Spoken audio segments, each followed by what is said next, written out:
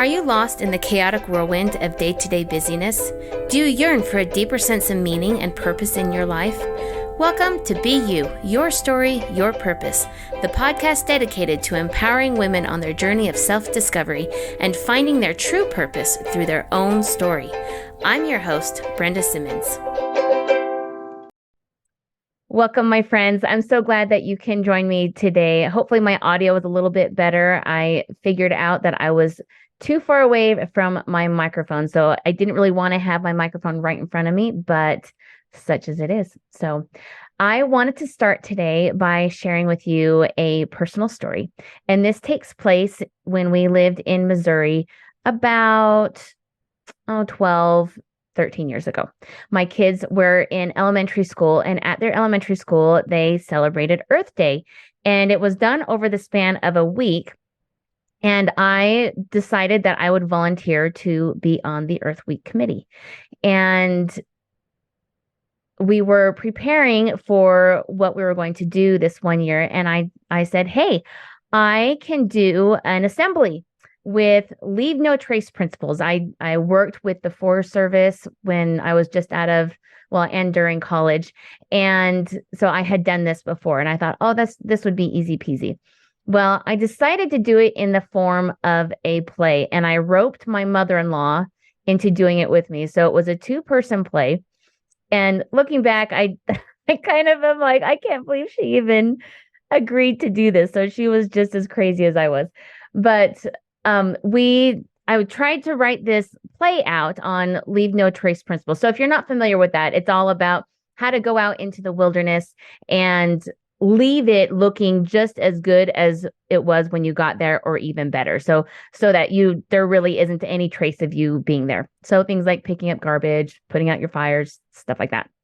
So I was writing out this play, and I decided this isn't working. Because if I write it out, then I have to memorize it, and it's a whole production. We're just going to wing it. And so I went up to my mother-in-law. I said, how would you feel about just winging it? These are the things that we need to go over. This is kind of my outline of how the play is going to look. How do you think about, or what do you think about doing that? And she said, sure, I'll do it. And so we totally did this play, super minimal setting. The set, it was just in the cafeterias where we did it, and it actually went really, really well, and it was so much fun, and the kids laughed, and every single time we did it, I think we did it 2 or 3 times, and it was different every single time, and we tried to tailor it to the different age groups that would come through, and it was a total blast. Well, because I did that, the person who was the head of the Earth Week committee decided that she wasn't going to be able to do it. I think it was just a teacher. And so I stepped in and I said, oh, well, this was really fun. I'll go ahead and head up this committee. And I ended up heading up that committee for, I think it was 7 or 8 years, and just had an absolute blast. I brought other presenters in, and I would do an assembly myself at least once or twice every single year, and just had so much fun. Well, what was interesting is towards the end of me doing this, I was approached by a gal who knew another person, so a friend of a friend, and this person was looking for somebody to create an after school and a summer camp program, so a youth program for a community center that was being created. And this was in our small town in Missouri. And so I agreed to meet with this gal, and I was hired to do that. And it ended up being just a phenomenal experience. And I loved working with the youth in our committee and creating this after school program. And we got to start from scratch and really create something that was really special, that, even though I'm not there now, it's still going on. And it just makes my heart warm to see that program blossom and flourish and be a benefit. So I often look back at that chain of events, right? And it happened over 8 years, right? So it wasn't a short amount of time, but it all started with me saying yes to doing this take part in this committee. And I think about, what would have happened had I not done that? What would have happened had I not done that Leave No Trace assembly and had so much fun with it? And then it makes me think, well, gosh, are there other things that, maybe I've missed out on because I didn't do or say something when I felt like I should have? And so that's really what I want to talk to you about today. Why do we hold back from following the little nudges that we have? And I think there's several different reasons, and I've done these all too, and so I'm very familiar with personal experience about what these feel like. So if you really look at it, there's several different reasons why we hold back, right? Why we allow ourselves to not follow those nudges. So one of them is rejection. We think that other people will think they'll think poorly of us because we do that thing. Or, we really give more weight to what other people think about us than what we think about ourselves. And I was listening to a podcast recently, and they're talking about this very thing. And the guest on the podcast said, rejection is better than regret. And I love that. And they went on to discuss, well, if you really think about it, rejection is very short term, but regret is forever. If there's something that or you knew that you should have done and you didn't do it, and you carry that regret, and you always wonder, oh, what would have happened had I done that? Or, oh, if only I had done this, then the chain of events would have been different. So rejection is one reason why we hold back. Another is failure. We think that we may fail at something, or fail at that the outcome won't be what we really wanted it to be. So another one is it's just unknown. We're just unsure of what it will even look like. And so that causes us to hold back on that. And then another one is maybe not feeling like you're good enough for it. Maybe I think it's closely related to imposter syndrome. We feel that we don't have the skills necessary to do it, or somebody else will be better at that thing than we will. Now, if you really look at all of these reasons, and I'm sure it's not exhaustive, these are just what I came up with. If you really look at them, rejection, failure, unknown, not being enough, the common denominator of all of them is fear. And fear is such a dream killer. Yeah, all good things come on the other side of fear. You've probably heard that before, but I'll say it again. All good things come on the other side of fear. Now, the opposite of fear is courage. And being bold is a byproduct of having courage. So that's what I want to talk to you about today, is how can we be bold? So I've got 6 ways that we can do this. And so I'm going to go through each one of these. The first way to be bold is to take care of the basics. Now, you could probably take every single one of these and have them be a bullet point, but I'm going to lump them all together because they can be very individual. And so I want you to pay attention to what are your basics, right? And so I'm going to give you a few suggestions. So I've talked earlier about thought tables. So this is where if you recognize you've got an emotion that you're not happy with, or you find that you're thinking something that is super negative, go ahead and do a thought table and work out why you're having those and what is the result of those. And then turn that around. Find a different thought that will create a better emotion, that will spur you to a better action, that will get you a better result. So thought tables. Another one is affirmations. So these are great, especially if you do it in front of the mirror and you look yourself in the eye and you go, I am enough. I am bold. I can do this, So any kind of affirmation that you can think of. Visualize the outcome that you want. Now, you hear this happening in like performances or presentations where people will go through what they've practiced, and they know what it's going to look like at the end because they've practiced it and they've mentally gone over it over and over again. So if you can do it in performances and presentations, why not for other areas too, like relationships and social situations, or maybe goals that you want to do.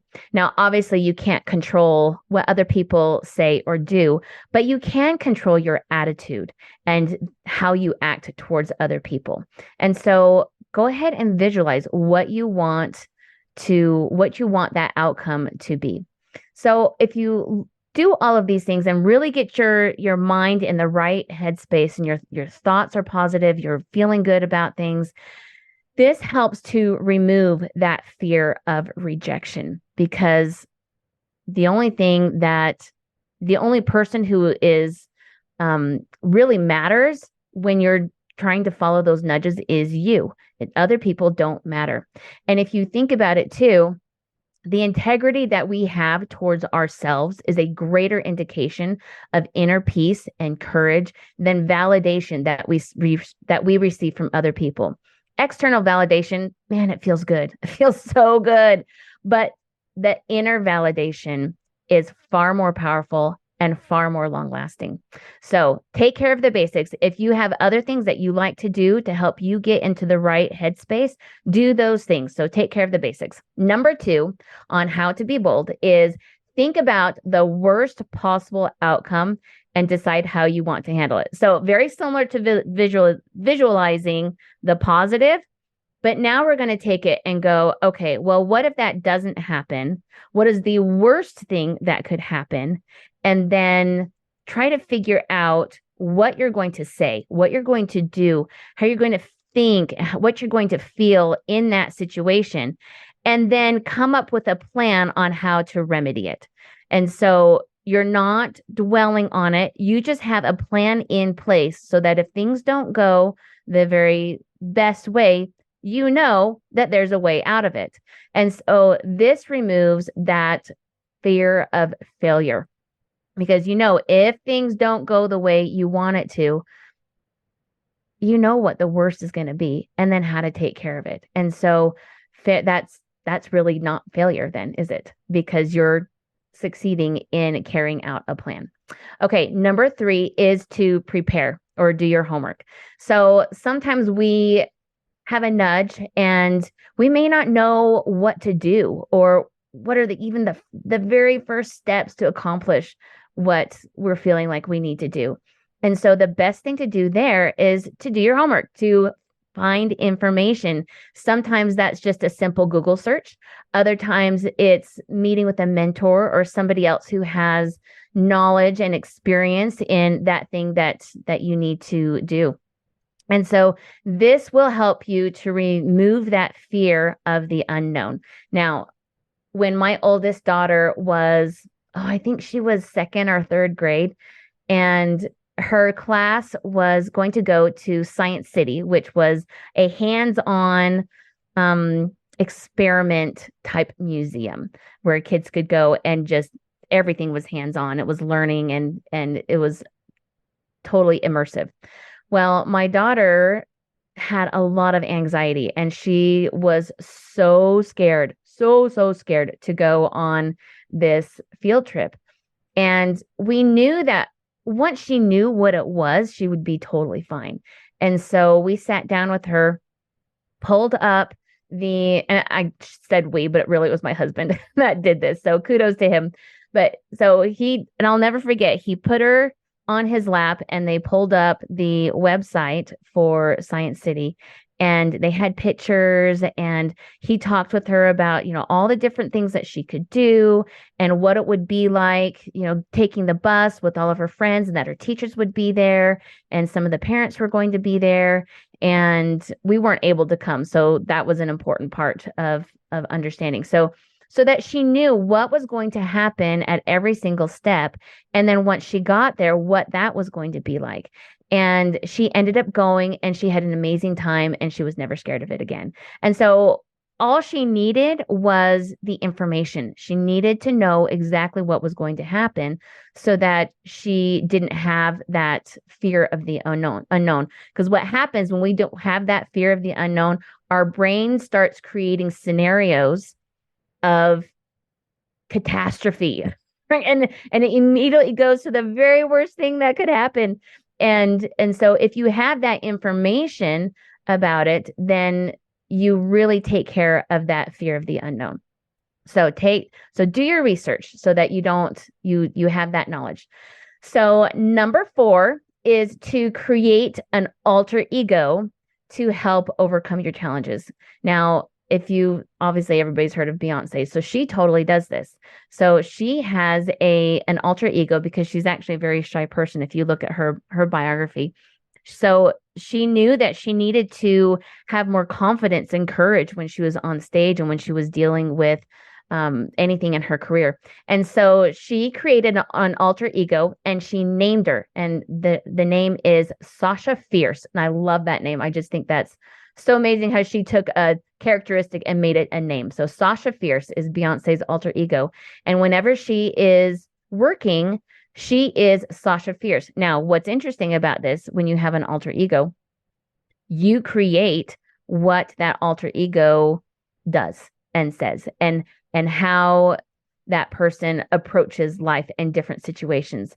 So again, it's similar to some of the other things that we've talked about. You are pre-creating the attitudes and the thoughts and the patterns that you want to exhibit so that when you are actually in that situation, you can slip into that pattern and go, this is what I'm going to do. This is how I'm going to act.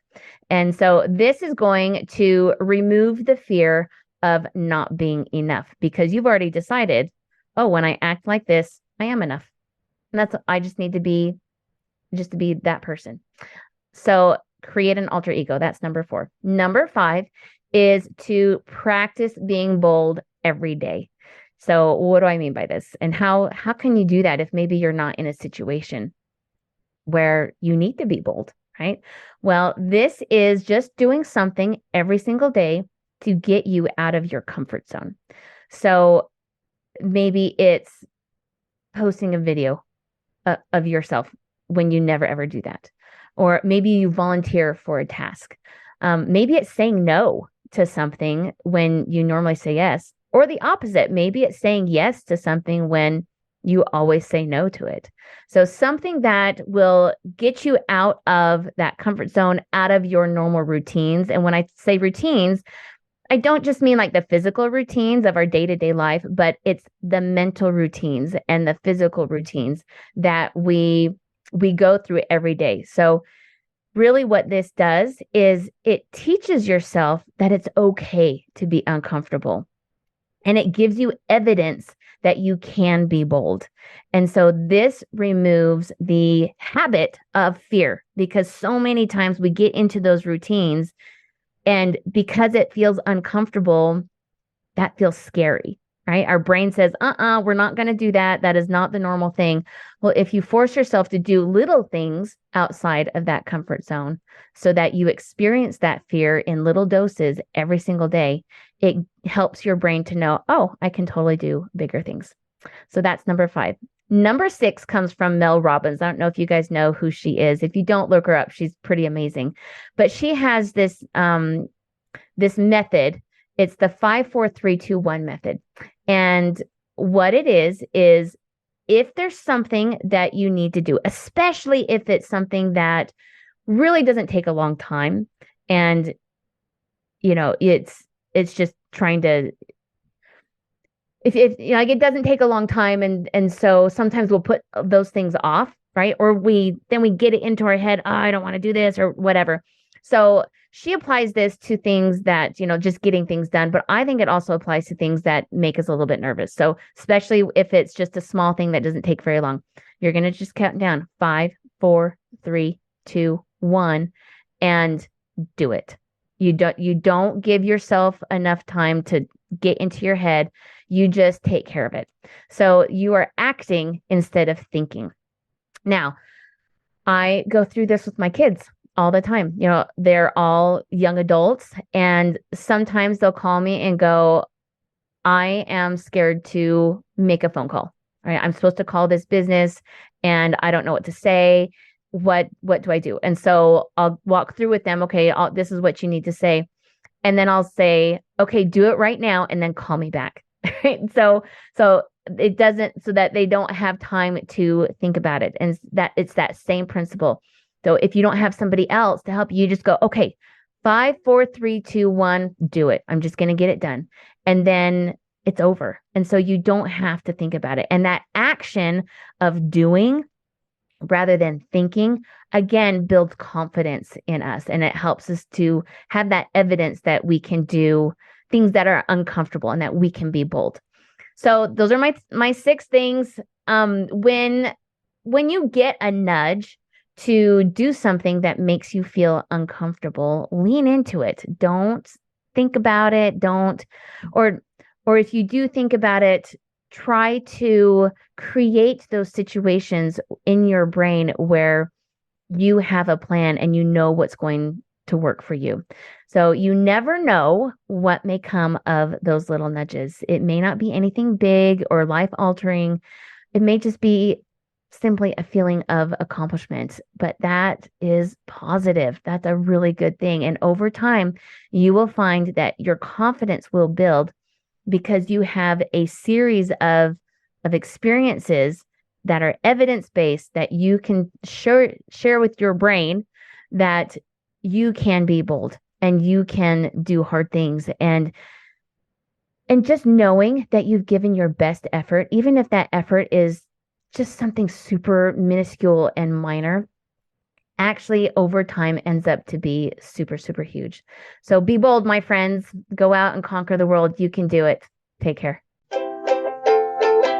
Celebrate your dreams, let them take flight, for you are a star, shining bright in every step